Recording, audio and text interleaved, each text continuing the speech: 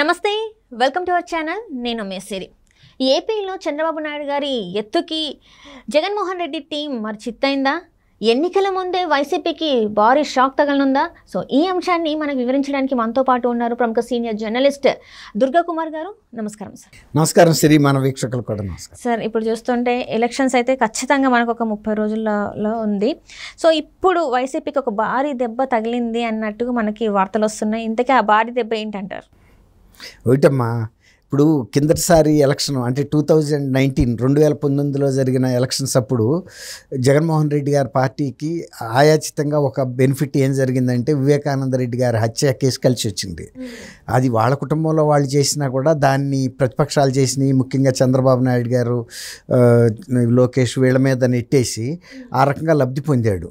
కానీ ఆయన 2019లో ఎలక్షన్ అధికారంలోకి వచ్చిన తర్వాత ఆయన అప్పటికే 2024 ఎలక్షన్స్లో మనం ఎలా గెలుపొందాలి అనే దాని మీద ఒక వ్యూహం అప్పటి నుంచే రచిస్తాం మొదలుపెట్టాడు.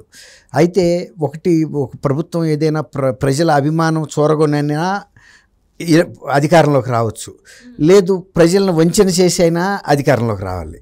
రెండే మార్గాలు. ఫస్ట్ టైం 2019లో వంచన ద్వారా వచ్చాడు. 2024 కూడా అదే మార్గాన్ని ఎన్నుకున్నాడు. అది ఈజీ వే. అదే ప్రజలకి సేవ చేయటం అంటే ప్రజలకి సాటిస్ఫై అవ్వాలి వాళ్ళు వీళ్ళు చేసిన ప్రోగ్రామ్స్ అన్నీ. కానీ ఆయన చాలా ఒక క్లియర్ వ్యూతో వచ్చాడు.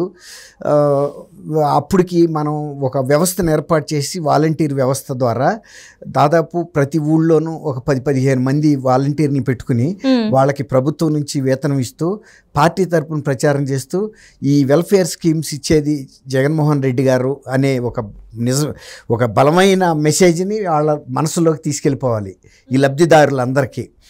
అందుకని ప్రతి 50 ఇళ్ళకి ఒక వాలంటీర్ని పెట్టాడు. దాన్ని బట్టి ఎంత చిన్న విలేజ్ అయినా ఒక 10 మంది, లేకపోతేనేమో ఒక పెద్ద విలేజ్ అయితే ఒక 15-20 మంది కూడా ఉండొచ్చు. ఆ రకంగా ఒక స్కీమ్ని తయారు చేసుకున్నాడు ఆయన. ఆయన కూడా చెప్తూ ఉంటాడు, నాకు 2,50,000 మంది సైన్యం ఉంది రాష్ట్ర వ్యాప్తంగా, వాళ్ళు నా పార్టీ తరపున ప్రచారం చేస్తారు, కాబట్టి నా గెలుపు నల్లేరు మీద నడక అన్నంత ఈజీగా చెప్పుకుంటూ వచ్చాడు. అందుకే 175 గెలుస్తానని ఈ మధ్యలో వై నాట్ 175 అని సవాళ్ళు ఇస్తున్నాడు కదా. ఆయన ధైర్యం ఏంటంటే నాకు ఈ వాలంటీర్ల వ్యవస్థ సహాయపడుతుంది, ఎన్ని అక్రమాలైనా చేసి దాదాపు 30 లక్షల నకిలీ ఓట్లు కూడా రాయించి కూర్చున్నారు. వీటన్నిటినీ కనుక నేను ఉపయోగించుకుంటే ఈజీగా గెలవచ్చు అని. ప్రతి నియోజకవర్గంలోనూ నకిలీ ఓట్లు, ఎంత అభ్యర్థులు పోరాటం చేసిన ప్రతిపక్షాల వాళ్ళు ఇట్లాంటి నకిలీ ఓట్లు వాళ్ళు రాయించుకోలేరు కదా, వాళ్ళు అధికారంలో లేరు కదా. ఇప్పుడు మొన్న దీనికి ఉదాహరణ ఏంటంటే, మొన్న దాదాపు 5 జిల్లాల్లో ఎస్పీలని సస్పెండ్ చేశారు ఈ కేంద్ర ఎన్నికల సంఘం. సస్పెండ్ అంటే వాళ్ళని డ్యూటీల నుంచి తప్పించేశారు కలెక్టర్, ఇది ఎస్పీ పోస్టుల నుంచి. తర్వాత వాళ్ళకి పోస్ట్ ఇది ఇవ్వమన్నారు బాధ్యతలు. అదే రోజు పొద్దున్నే ఉత్తర్వులు ఇచ్చారు, సాయంత్రం 5 గంటల లోపల మీరు మీ బాధ్యతలను కింద ఉద్యోగికి ఇచ్చి పక్కకు తప్పుకోమన్నారు. అంటే అడిషనల్ ఎస్పీకి ఇచ్చేసేసి పక్కకు తొలగిపోండి, మీరు ఎన్నికలు అయ్యే వరకు ఏ విధమైన డ్యూటీలు. అలాగే 3 కలెక్టర్లు చేశారు, ఒక ఐజీని చేశారు. ఈ స్కీము అప్పటి నుంచి ఆయన ఈ వాలంటీర్ వ్యవస్థని పోషిస్తూ వచ్చాడు. ఇక వీళ్ళు ఏమనుకున్నారంటే ఇప్పుడు కూడా ప్రచారం మొదలుపెట్టిస్తే కూడా కొంతమంది వాలంటీర్స్ని ఎన్నికల సంఘం సస్పెండ్ చేసిన సంఘటనలు కూడా మనం విన్నాం. తర్వాత ఇప్పుడు అవసరమైతే మీరందరూ మూకుమ్మడిగా రాజీనామా చేసేసి పూర్తి స్థాయిలో ఈ ఎన్నికలు అదే మన పార్టీ కండవా వైఎస్ఆర్సీపీ కండవాలు వేసుకుని బ్యాడ్జీలు పెట్టుకుని, లేడీస్ అయితే బొట్లు పెట్టుకుని వాళ్ళు కూడా కండవాలు వేసుకుని వైఎస్ఆర్సీపీ ఎమ్మెల్యే ఎంపీ అభ్యర్థులు గెలిపించడానికి తిరగమని చెబుతున్నారు. అయితే వాళ్ళు కొంచెం సందేహించారు, కొంతమంది చేశారు. సడన్గా ఈయన ఏం చేశాడంటే, ఇట్టయితే లాభం లేదు, అసలు మనం ఎందుకు అడగటం ఇదంతాను, అసలు వీళ్ళందరినీ ఒక మాటతో తప్పించేసినట్టుగా ప్రకటించేస్తే మళ్ళీ నేను వచ్చిన తర్వాత ఫస్ట్ సంతకం మీ పునర్నియామకం మీద పెడతాననేటప్పటికీ వాళ్ళ గుండెల్లో రైళ్లు పరిగెత్తినాయి. అసలు ఇదేంటి, మనం ఉద్యోగంలో ఉన్నాం కదా, వాలంటీర్గా 5,000 ఇచ్చినా 3,000 ఇచ్చినా ఏదో, ఇప్పుడు తన భర్త వాలంటీర్ అని చెప్పుకుంటుంది, అతనికి ఒక 5,000 వస్తున్నాయి, సరిగ్గా ఎక్కువ తక్కువ దానికి అడ్జస్ట్ అయిపోయాడు. ఇప్పుడు పరిస్థితి ఏమైంది, ఇతను ఒక మైండ్ గేమ్ ఆడుతున్నాడు. 5 ఏళ్ళు మనం ఉపయోగించుకుని ఇప్పుడు మన రాజీనామా చేసి మళ్ళీ వాళ్ళందరూ గెలిపించే బాధ్యత మన భుజాల మీద పెట్టాడు. గెలవకపోతే మన పోస్టులు పోయినట్టే. కాబట్టి అతను ఒక స్టేక్, అప్పటికే వైఎస్ఆర్సీపీ మీద వ్యతిరేకత ఉన్న విషయం వాలంటీర్లకు తెలుసు గెలిచేది కష్టమని, ఇది ఇతను మంచి పనులు చేయలేదు, ప్రజలకు వ్యతిరేకమైన నిర్ణయాలు తీసుకున్నాడు. ఆయన ఫస్ట్ మాట ఏం చెప్పాడు, మద్యపాన నిషేధం కనుక చేయకపోతే నా ఆడపడుచుల తాళి తెగిపోతున్నాయి, అసలు అట్లాంటి మన ఆడపడుచుల పసుపు తాళ్ళు తెంపి పరిపాలన చేసేవాడు ఒక మనిషి, ఆదాయంతో ప్రభుత్వాన్ని నడిపేవాడు ఒక ముఖ్యమంత్రి అని సవాళ్ళు ఇసిరాడు. నే కనుక వస్తే ప్రతి సంవత్సరం 4వ వంతు షాపుల్ని తీసేస్తాను, 4 ఏళ్లలో మొత్తం వెళ్ళిపోతాయి, ఇక పూర్తి మద్యపాన నిషేధమైన ఎక్కడో 5 స్టార్ హోటల్స్లో మాత్రం దొరుకుతుంది, వాళ్ళు పెద్ద వాళ్ళు తాగుతారు కాబట్టి మనకు నష్టం లేదు, వాళ్ళు తాగేది కాస్ట్లీ సీఎం ముందు కాబట్టి అని చెప్తే నమ్మారు. అంటే 4 ఏళ్లలో అవ్వాలి కదా, ఇవాళ అవ్వలేదు కదా. అట్లా ప్రతిదీ. తర్వాత రాజధానులు 3 కడతానన్నాడు, కట్టాడా? తర్వాత సిపిఎస్ ఇస్తా అన్నాడు, ఇచ్చాడా? తర్వాత మీ అందరికీ నేను డబుల్ బెడ్రూమ్ ఇల్లు కట్టిస్తా అన్నాడు. ఎక్కడో లో లయింగ్ ఏరియాస్ నీళ్ళల్లో ఉండే లావా భూములు, తర్వాత మడ అడవుల్లో ఇచ్చాడు. అట్లాంటి ఇల్లు కట్టగలుగుతారా?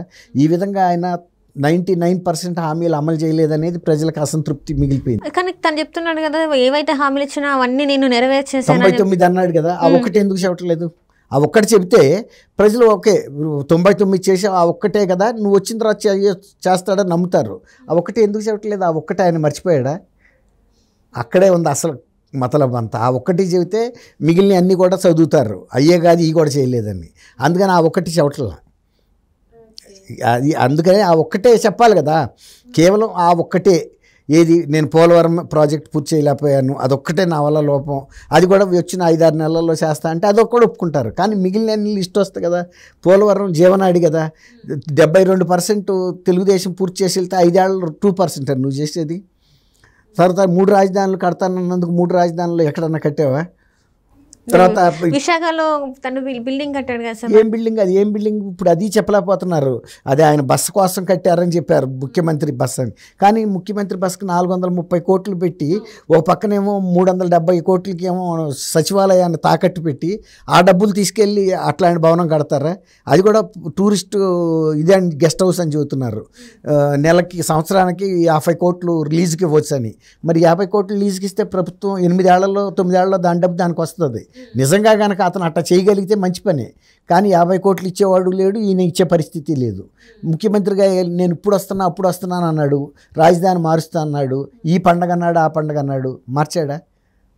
అట్లా ఏది ఆయన చేసిన దాంట్లో అమలు చేయలేకపోయాడు. కాబట్టి ఇవాళ ప్రజల దగ్గరికి వెళ్ళి ఈ అమలు చేశానని చెప్పలేకపోతున్నాడు. అంటే ఇప్పుడు వాలంటీర్లను కూడా రాజీనామా చేయమంటున్నారు. కొంతమంది అయితే చేశారు, ఒక 7-8 వేల మంది అయితే చేశారు. మిగిలిన వాళ్ళు చేయకపోవడానికి కారణం ఏంటంటే చంద్రబాబు నాయుడు గారికి సైడ్ ఏదైతే చెప్పారో వాళ్ళు జీతం ఇప్పుడు ఏంటి 5,000 ఉంది, 10,000 చేశారు కాబట్టి చంద్రబాబు నాయుడు సార్ మొగ్గు చూపుతున్నారు అనుకోవచ్చా?